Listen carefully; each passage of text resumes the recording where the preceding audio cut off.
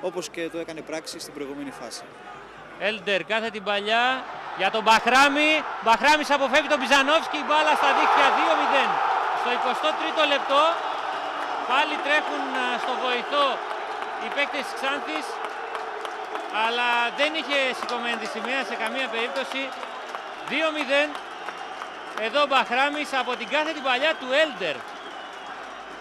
Πήγε στον πάγκο.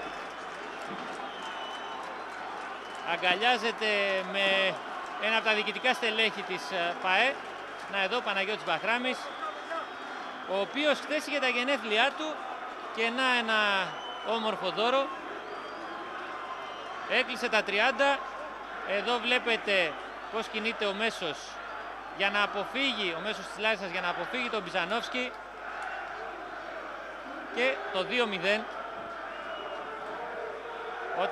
Όταν έχει φύγει η μπάλα καλύπτεται. Είναι καθαρή και αυτή η φάση, δεν υπάρχει offside. Αυτό το replay ήταν διαφωτιστικό. Εδώ η κάθε την παλιά του Έλντερ. 2-0 λοιπόν. Ξανά ένα ακόμη replay. Άψογη εκτέλεση. 2 γκολ.